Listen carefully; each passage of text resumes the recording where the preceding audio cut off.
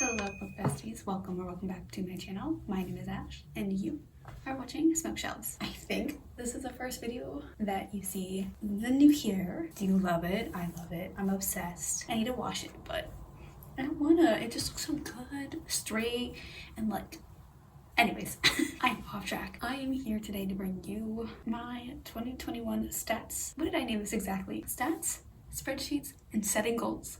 Let's do it all. Is that a lofty goal in the video? Maybe. I think we can do it. I have a whole list of a bunch of stuff. Stats, my updated spreadsheet. Let's just go through it all. I'm just gonna jump right in. Otherwise, I feel like we will be here forever. And as always, if you see me looking off to the sides because I have my laptop, you know the deal at this point. I don't have the memory to do these kinds of things. So I have a whole bunch of spreadsheets that I like to just keep track of my reading. I am a stats nerd in this sense. What better way to show you than with some charts? So I will pop up charts as I go. Let's just look at it. I did actually track my stats for 2020, so I might be comparing numbers, but I've been adding more stats every year, so I probably won't be comparing too many numbers, but I'll let you know as I go. So for 2021, this first chart, I have books read per month. You can see that I've had some very high numbers, some very low numbers. May looks like it is so outstanding, but really, I just reread a bunch of books that month, which I will get into. I have specific stats for rereading. According to the number of books I read, which was 86 books this year, I averaged about 7.2 books, or 1.6 repeated per month, which is really good. I think last year I was reading a lot less. Last year I read an average of 6.25 books, so one book more per month, which adds up because I did read about 12 books more this year. It's wild. I can't believe. I know like one book a month more per month doesn't seem like that many, but that's 12 books in a year, and that's a lot of books for me, considering that I'm not a fast reader. So 86 books is incredible. It is the most number of books I've ever read. Before I started back in the book world, I was only reading about 20 books a year, which is still a really good feat. And I'm proud of myself for consistently reading for years at this point, I think like 4 or 5 years. That is books per month, but let's compare it to pages per month. As you can see, most of the months are pretty much around the 2,500 range, 2,300 range. The average pages per month that I read is about 2,500 per month, which looks about right on this chart. Again, May looks high, is filled with rereads. That was the month that I reread Heartstopper, which those pages are like really quick to get through. So it looks higher, but it's probably around the same amount. And then December was very low. I was not reading much during December because of just sheer work to do. February was a little bit low as well, but it's also a shorter month, so I'm not really surprised. And I did have also a very low number of books in that month. But overall, 2,500 pages is not bad per month. That breaks down to 82.2 pages per day, which again, not really accurate because I don't read every day. I actually go many days without reading, but when I do read, I'll read a whole book in a day or two. My total number of pages read was 29,997. So very short of 30,000 compared to last year, which was 26,464 pages. So I guess 3,000 more pages, which makes sense for the number of extra books that I've read. And most of those extra books were shorter books in the end of the year. But also, I don't read longer books because according to my stats, my average book size is 348.8 pages, so about 350 pages long, which makes sense. When I go down my chart of my spreadsheet, I can very much see that I'm clicking in the range of 300 to 399 pages. So let's actually pop up that sheet real quick. So you can see right here, I have a chart of just the sizes of the books that I read and how many are in there. So I have 3 books that were under 100, 2 books that were between 100 and 199 pages, 10 between 200 and 299, 47 between 300 and 399. There you go, makes sense for that 350-ish page mark. 21 for 400 to 499, which is actually pretty good. And I have 2 that were above 500. And then I break down the genres that I've read, the age range, and so on. So let's look at genres. So here's the genres. As we can see, my 2 highest genres were contemporary and then romance, and I do split them because I do find that YA contemporary can be more than just the romance aspect. There's usually some other aspect, and then when I read romance, which I usually categorize as adult or new adult romance. So even if there's romance in a YA book, I usually put that under contemporary. That's just how you know how I break it down. But we have 31 contemporary books, which is 36%, 19 romance, which is 22%. After that, we have fantasy at 18, which is 21%. We have a lot more smaller genres. At 4, I read 4 dystopian books, which is 4%. All for three books, I read 3 magical realism, 3 sci-fi, and 3 historical fiction. Those are about 3.5% each. I have 2 books for 2 thriller and 2 horror, and those are 2.5% about. I can very clearly see that I've been much more leaning into romance this year, especially at the end of the year. I was kind of just non-stop reading romance and took a break from fantasy, but I think I'm getting back into fantasy. I'm pretty happy with these genres. I do want to read more outside of these top genres. One thing I'm really sad with is I only read 3 sci-fi books, and I consider myself a big fan of sci-fi, so I need to get on that. I need to read more sci-fi, but the sci-fi that I did read was incredible. I really am generally happy with the way my readings played out. Genre-wise, I don't like to push myself because I'm a big mood reader. Okay, so let's go to age range. So for age range, I do break it down as adult, new adult, YA, middle grade. I would include children's fiction, but I don't really read children's fiction, so just middle grade. But no surprise here, way more than half of my reading was YA. 56 of my books were YA books, which was 66% about. After that, we have 19 adult books, which was 22%. And I'm pretty sure all those adult books were romance books. I do want to get more into adult fantasy, but maybe not yet because I am too busy for that. I do have a few adult fantasies here with me that I might pick up. We'll see. And then I have 8 new adult books, which I probably were pretty much all romance, except I think I put All for the Game in new adult because it's college age, so that might bring that number up. So really it's like 5 books, and then I have 2 middle grade books. So I don't have any charts for these, but I do have some statistics on how many of queer books I read and stuff, so let me just fire through those. So 43 out of 86 books were queer books, so exactly half of my reading was some sort of queer rep. I don't distinguish whether they were like main characters, side characters, both. This year, I have added that in for the new year, as you'll see soon enough, because I do want to see what kind of rep I'm reading. From 2021, half of my reading had some sort of queer character in it. I read 27 out of 86 books by authors of color, which is 31%, which was just under my personal goal of reading 1/3 of the books. So better than last year, 2020, because in 2020 I read 11 out of 75, which was 15%.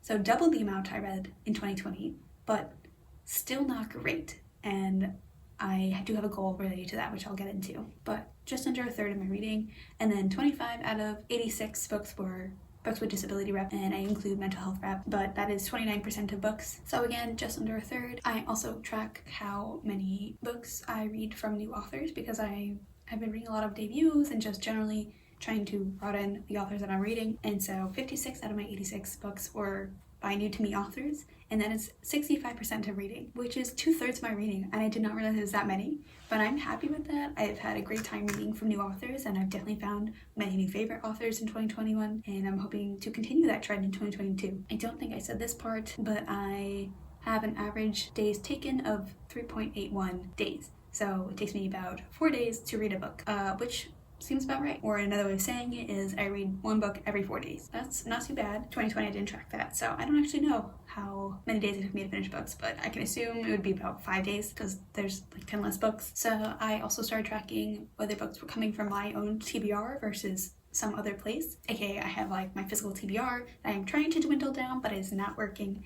So let's look at that graph. As you can see, I didn't do so great with that this year. 39 of my 86 books were from my owned TBR, or physical books that I owned, and 47 were sourced elsewhere, whether it was through subscription services, because I have KU and I have Scribd and I have Libby now. That's where the other 3 came from, on my not owned, and I need to do better with that. I really do. But it's not too bad. It's about half and half. Yeah, 45% of the books that I read this year were from my owned TBR. Not terrible, could be worse. Okay, let's go on to author gender. My charts don't always show the actual line, even though I have them set up to. So I track it right now as male, female, non-binary, trans, and then if they have multiple authors, that's like a separate little section. I want to know if there's a better way to go about this because I feel like just putting non-binary trans is a little limiting to what the full gender spectrum is, and it kind of makes me like a third gender, which non-binary people, we are not. That's what most of us think of us as like not as a third gender. So if you have any suggestions, I would love to hear that. Comment that down below if you do. For now, let's just look at the stats that I have. So 65 out of my 86 books were written by female authors. That is a lot of my reading. It is 3/4 of my reading. I'm not really surprised. I don't really read a lot of male authors, and the male authors that I do are typically number 1 trans, which I keep under a separate category, or are queer in another way. So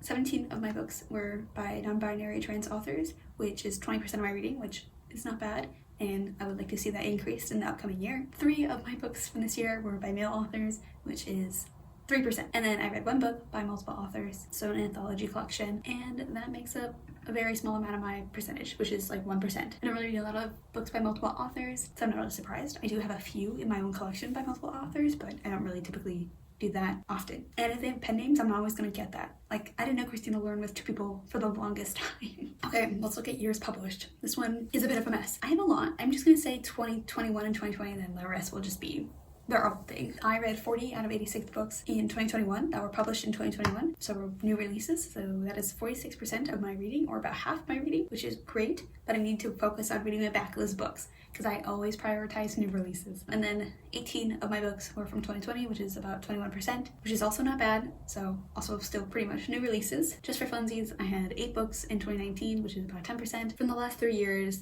that makes up the majority of my reading. And then I have a few books that go farther beyond that. My earliest book was 2011, but you can't see it because it doesn't have a line. I've got some backlist books, but surprise, surprise, I'm reading a lot more new releases because new releases just excite me. And then you can see the display of the rest. And getting down to the last couple of stats, we have the format of the books that I read. I don't usually do multiple formats. I think I have a little selection for if it's multiple formats, but let's just look. So I break it down to hardcover, paperback, graphic novel, comic, ebook, and audiobook. Obviously, there's a lot more physical books that I've read than audiobooks, so I will combine those numbers and give you a different breakdown percentage. But for now, based on the exact type of book that I read 27 audiobooks, which is 31%, about a third of my reading, which makes sense. I've been getting more into audiobooks, and they've been a great way for me to keep up my reading habits. And especially since I've gotten here, I will listen to a book while I get ready and commute to school, so that is very helpful to have like an hour and a half in the morning to just listen to an audiobook. After that, we have an even split of hardcover and paperback books with 20 books each, and I did not realize that, but that's actually really cool. They separately are about 24% each. Together they are exactly 47%. And then I have 5 graphic novels at 6%, 12 ebooks at 14%, which is more than I was expecting. I did not read that many ebooks, but towards the end of the year I started getting into ebooks. Maybe before October I read like no ebooks, so that was very much a latter half of the year to venture. And I'm starting to read more and more ebooks because I am enjoying the format for when I'm like tired late at night and I just have more access to books as ebooks. That is a little tangent on how I'm getting into ebooks. And finally, I read 1 comic, and that is 1% of my reading. And let's go finally to see my average ratings and how I broke down my ratings. Looking at my ratings chart, it is about where I expect it to be. The 5 stars are a little bit pushed up because I had a bunch of rereads. I had 8 rereads of the year. I read all 3 Off of the Game books again. I read the 3 Heartstopper volumes in lead up to reading the 4th volume as it released. So it's 3 more books that I reread. I reread Radio Sounds and I reread Red, White, and Royal Blue. So 8 rereads, all 5 stars.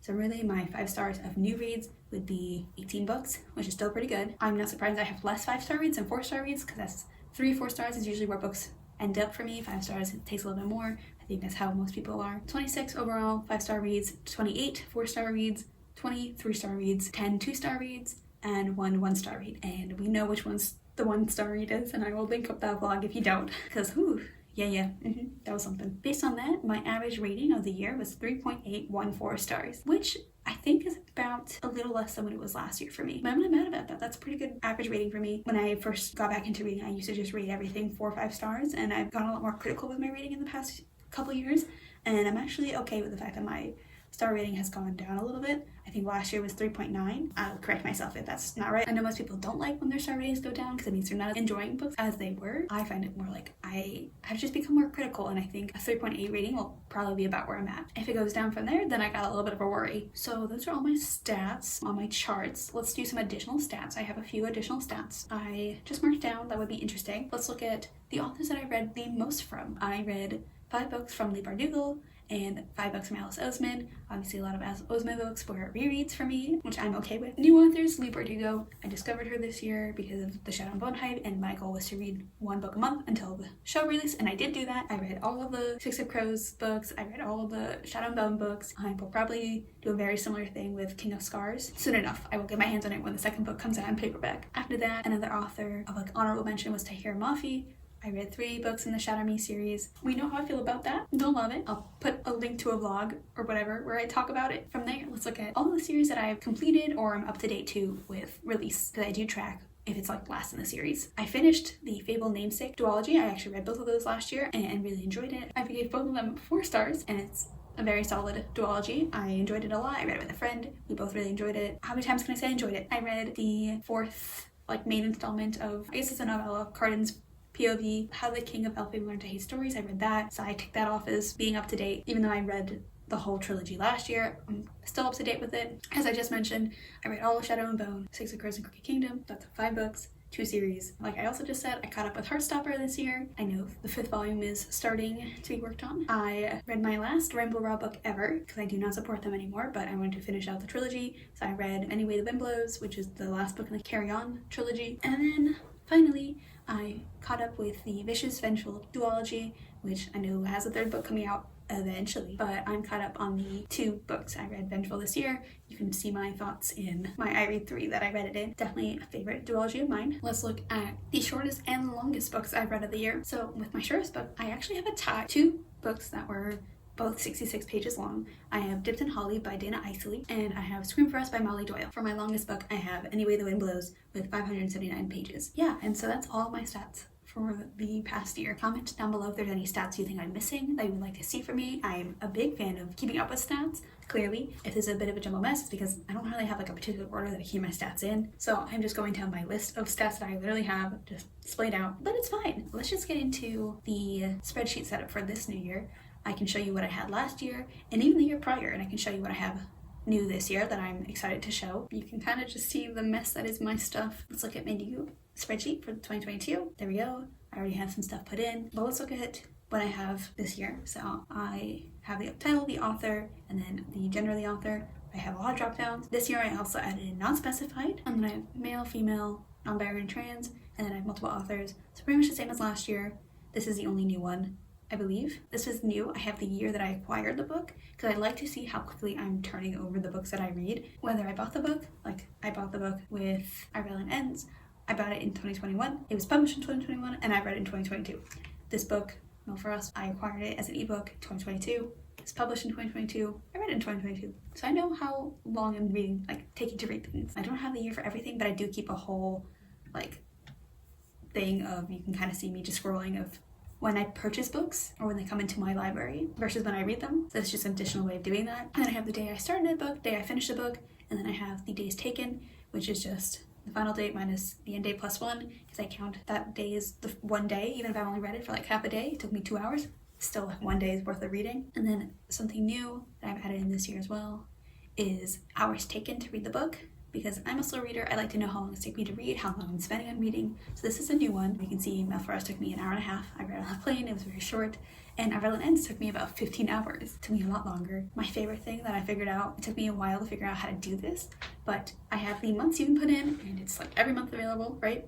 And so January, you can see, doesn't do anything, but February, it makes the whole row red. I had fun with that. I really did have fun with that. I didn't know how to do it right away. I was kind of just doing it manually, but now that I do know how to do a horizontal conditioning, I can have rainbows in my spreadsheet. But that's my very fun drop down. I check if I've reread the book, just for me to know how often I'm rereading books, because I like to reread books. And then I have lesson series. So right now, as of the time I was reading it, Milk for Us was the last in the series that is published. Same thing for Our Violin Ends. It's a duology. There's not going to be any more.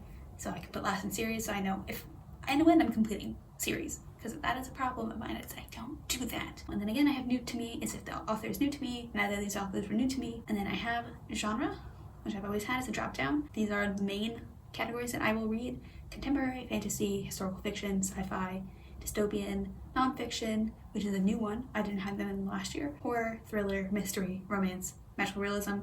Obviously, if I read, a classic, it'll give me a little tab saying it's not right, but it will still pop up in my actual genres read here. We have the subgenre, which is new here. So I didn't have this last year, but for the romance, it's a reverse harem. So I read the RH for reverse harem. Again, we have age range, middle grade, YA, new adult. I have it by stars. I don't do half stars personally. And then I have pages read, easy, just type it in. And then I also have the book length. So I have under 100, 1 to 199, 2 to 2.99, 3 to 3.99, 4 to 4.99, 5 to 9.99, because I don't really read a lot of bigger books, and then 1,000 plus, again, don't really read a lot of bigger books, so I don't really fill those out. And then format, nothing new here, graphic, novel, manga, comic, paper book, hardcover, audiobook, ebook. I just haven't read any mangas last year, so that one never got put in, but I did have that. And then I have my own TBR, check it off if it is. As you can see, this was not an own TBR book. I read it off of Kindle Unlimited, so didn't click that off. And then let's get into the newer stuff with the way I'm doing queer rep. So last year I only ticked off if I had queer rep or didn't. This year I'm actually breaking it down. So I have no rep, main character only, side character onlys, main character and side characters. And then from there I break it down as sapphic, Achillean, aspec, trans and non-binary, bi and pan, and then if it's something else on the spectrum of queerness, I will put other rep. And then I mark off it's an author color, and then I have sort of adjusted with this. I just have if they have disability rep, and then I have, this is my notes section on the right to say like if they have a chronic illness, if they specify their chronic illness, if they have mental illness, if they specify, I will write that there. This is new to this year, is content warnings. I wrote trigger, but I should just change it to content real quick. I honestly forget the content warnings pretty easily, and they don't usually stop me from reading a book, but I know it's important to share that information if I have it, if I read it early or whatever, right? And then other notes are whatever. Last year I wrote, for one note, I read a book. Let me find it. You can see what I wrote as the note here. My notes were excessive Harry Potter mentions. That's a big no-no. It usually drops me down a star. So those are some big notes. And then something I always do is I mark the song that I listen to. Obviously, if it's an audiobook, I don't listen to a song, but I will repeat a song while I listen to the book. And it's just nice to know. So that is my new stats sheet. Spreadsheets are pretty much the same. I have now just added the broken down version of the queer rep and an updated queer rep type, but everything else is pretty much the same to what I had before. I will break that down at the end of the year. Let's move on to the final section of this probably very long video, and that is the 2022 reading goals, setting goals for this new year. I have a list of things, so let's start with the numbers aspect of things.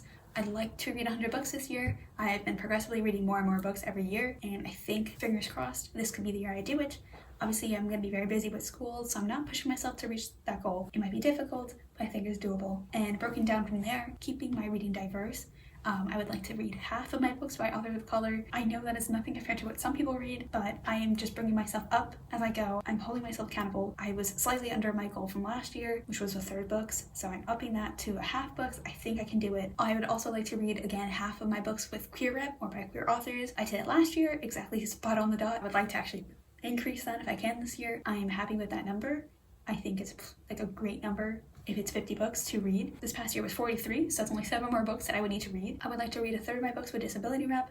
I came in a little bit below it as well. I don't think I can read half of my books with disability rep because they're fucking hard to find. They really are. Another goal of mine is to read half of my books physically. Basically, I would really like to read a lot of my books off of my physical TBR. I know it's not possible. This is like one of my more loftier goals. I know it's not really going to be feasible because I am living in the UK and I only have like 20 books with me here, and I'm here till September at least. So honestly, my goal is just to try to read all the physical books that I have sitting right in front of me right now. That is the main goal, but if I could read 50 books physically, I will. Will it happen?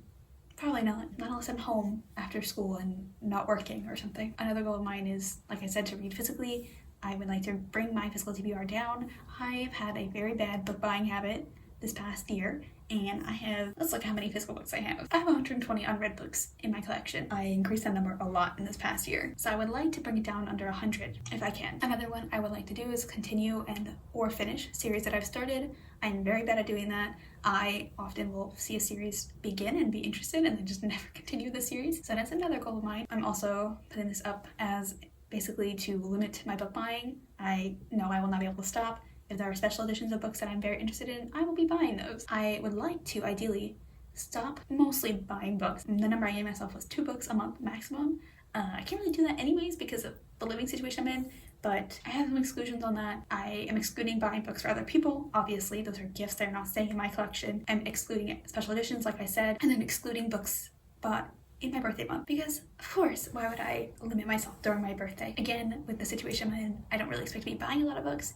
A lot of my books will be through my library, through Scribd, ebook, whatever, however I have the access to. My other goal is to read at least 1 book from the library every month. Like I said, I have access to it. I would like to try to get physical books. Obviously, right now with COVID, it's a little bit tricky, but I have Libby. I would like to read at least one book through the library every month because I have access to the service and I would like to use it. My goal is to literally read at least one nonfiction this year. Just one.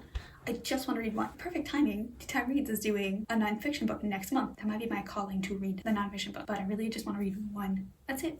My whole goal. I stopped reading nonfiction because I read so much in school that I don't want to read it outside of school currently. But there are a few that are piquing my interest. So as my last one, I would like to just generally read more backlist books. This ties into my physical books thing. I have a lot of authors that I want to read backlists from. I have a lot of just physical books in my collection that are backlisted that I want to read. So I just want to read a lot more older published books. Yeah, those are all of my goals, or at least most of my goals. I'm sure there's more that I can't think of right now. But yeah, that's everything. Those are all of my stats from last year, my updated spreadsheet, and my goals for the upcoming year. This video is probably gonna be super long, so I apologize in advance. I hope you like math as much as I do. I really don't like math, just like stats. If you make them visually appealing, I think they're very nice to look at. If you like this video, please give this video a big fat like down below. Comment down below how your reading went last year. What are some of your goals for the new year? Do any of my goals align with your goals? I'd love to see what you're doing this year. If you like this video and you like my content, please consider subscribing. It would mean the absolute world to me if you did. That is always a mouthful to get out. I hope to see you in my next video. Bye.